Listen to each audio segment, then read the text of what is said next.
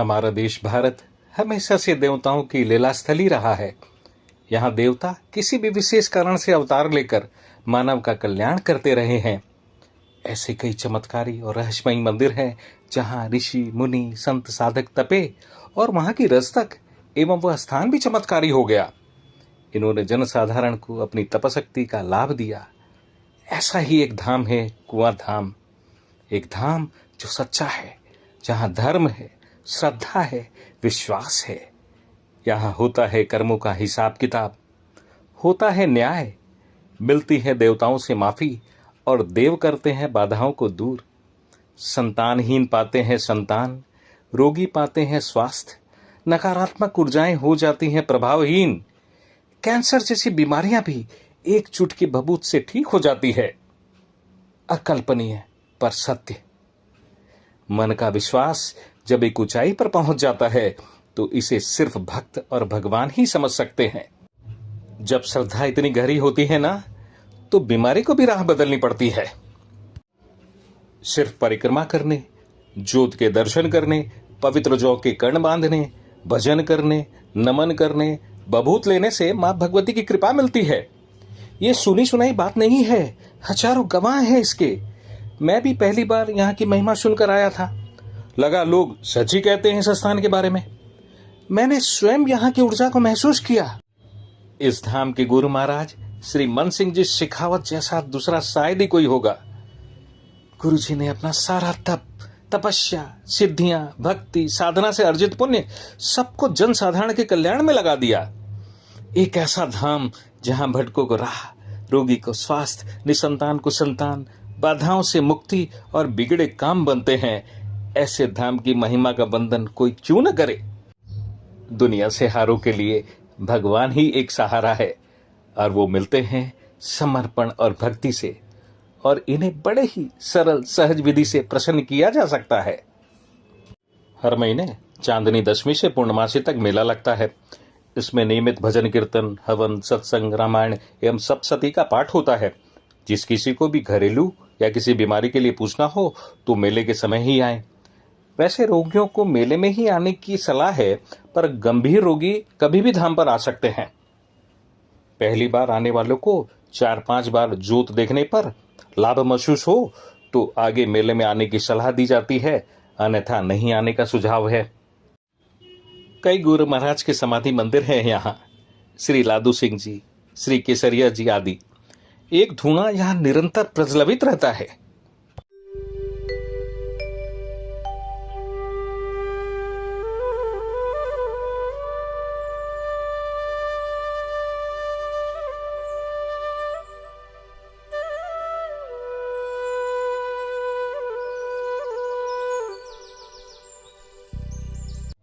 लक्ष्मण के अवतार बाबूजी महाराज, परम्भा मां जगदम्बा यहाँ झाड़ी ज्वाला के रूप में विराजमान है।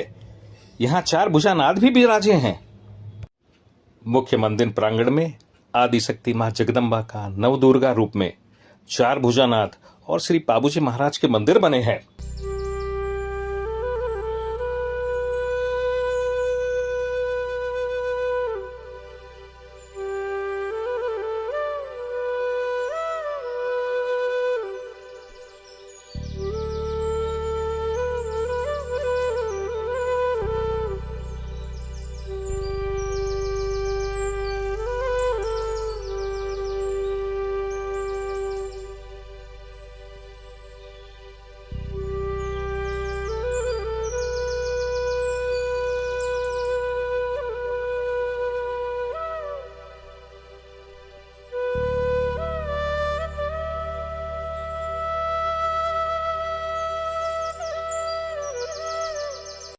इस जगह यज्ञ वेदी बनी है। यज्ञ आदि अनुष्ठान यहीं होते हैं।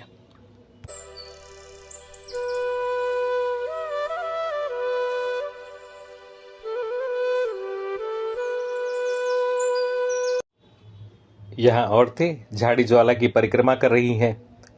हमें किसी बुजुर्ग ने बताया कि परिक्रमा आप चाहे जितनी दे सकते हैं, अपनी शक्ति और श्रद्धा अनुसार। परिक्रमा करते करते भगवती को स्मरण करते रहें और अपने मनोविचारों और अपनी तकलीफों, अपनी मनोकामनाओं को पूरा करने की प्रार्थना करते रहें। साल के 4 नवरात्रे और भादव माह की नवमी को बाबूजी महाराज के जन्मदिन पर जरूर आएं। यात्री धाम में 3 दिन रुकें, फेरी लगाएं, बभूति लें और अगर 3 दिन में 25-30% तक फायदा हो तो अगले मेले में आए, अगर नहीं तो दोबारा नहीं आए। पहले मेले में फायदा शुरू हो जाए तो हर महीने आए और जब तक पूरा फायदा न हो जाए आते रहें। पूरी बीमारी ठीक हो जाने पर साल में 3 बार फेरी लगाने के लिए आएं एवं कर्ण बभूति लेकर जाएं। भगवान को भूले नहीं तथा धाम के नियमानुसार विचार रखें। एक परिवार से चाहे जितने भी लोग आएं, लेकिन चढ़ावे में नारियल, अगरबत्ती और प्रसाद आदि एक जगह ही चढ़ाएं। यह पवित्र कुआं है, शायद इसी के कारण यह धाम कुआं धाम कहलाता है। जो व्यक्ति समाबनी चढ़ाता है, भोग लगाकर खुद ही बांटे। यात्री अपनी स्वेच्छा से यात्रियों की सुविधा हेतु बाल्टी, कंबल, मकान निर्माण में सहयोग कर सकता है।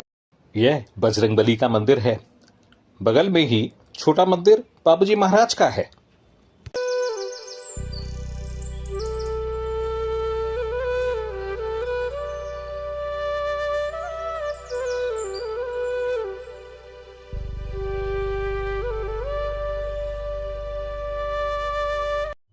यहाँ झाड़ी ज्वाला भी राजी हैं। पुरुष यहाँ परिक्रमा लगाते दिखे। संगमरमर के चबूतरे पर मां झाड़ी ज्वाला का छोटा लेकिन बहुत सुंदर मंदिर बनाया गया है। ऊपर चांदी के कई छत्र सजे हैं। भक्त अपने कार्य सिद्ध होने के बाद मां को धन्यवाद रूप में चढ़ाते हैं। यात्री को अपने मरीज की संभाल खुद ही करनी पड़ती है। मरीज को दोनों टाइम जोत दिखाएं। जोत देखने पर ही बीमारी ठीक हो मिटती है। यात्री धाम पर आए तो सबसे पहले कण बांधे, दिन में 3 बार भभूति लें तथा अपनी बीमारी या अन्य समस्या का अनुरोध झाड़ी ज्वाला के फेरी लगाकर करें। आपको बता दें, धाम पर कोई चढ़ावा नहीं है। अब सुनिए कुछ और नियम जो आचार विचार आचरण से संबंधित है। धाम का पहला नियम खाने पीने में शाकाहारी एवं धाम में मर्यादित रहने, सती धर्म का पालन करने, भजन करने की सलाह है। इससे फायदा होगा। यात्री आपस में भाईचारे से रहें, लड़ाई झगड़ा चोरी चकारी से दूर रहें। धाम में साफ सफाई का विशेष ध्यान रखें। शौच आदि निश्चित जगह पर ही करें।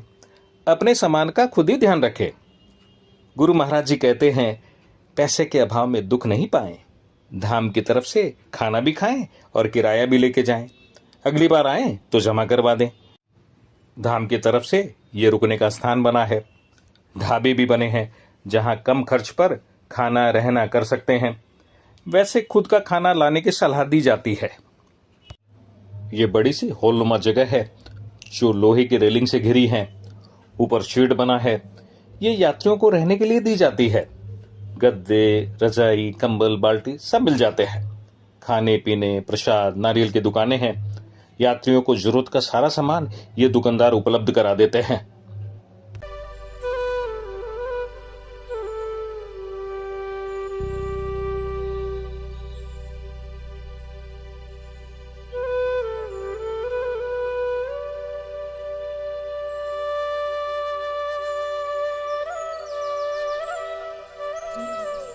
बाबूजी महाराज में तो नाम थारो गावांगा। बाबूजी महाराज में तो नाम थारो गावांगा। मैं धाम थारे आवांगा। बाबूजी महाराज। यहाँ की रज को रेणुका कहते हैं। सभी यात्री इसी रज में बैठते हैं। यहाँ संत साधक तपस्वियों ने तप किया, साधना की, उनके चरण इस रज पर पड़े। कहते हैं इस रज के स्पर्श मात्र से रोगी को आराम मिलने लगता है। यह रज उतनी ही पवित्र है जितनी ब्रज के रमण रेती की है, ऐसा भक्त मानते हैं।